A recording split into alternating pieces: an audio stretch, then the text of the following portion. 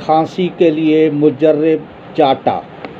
सांस तंगी से आता हो, बार बार खांसी उठती है, रात को सोते और सुबह के वक्त खांसी ज़्यादा होती है, बलगम बामुश्किल खारिज होता है।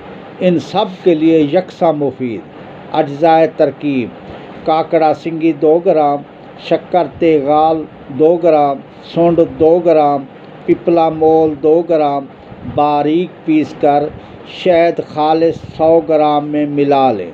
थोड़ा थोड़ा चटाते रहें। ये घरेलू नुस्खा बेहद मुफीद और मुजर्रब है।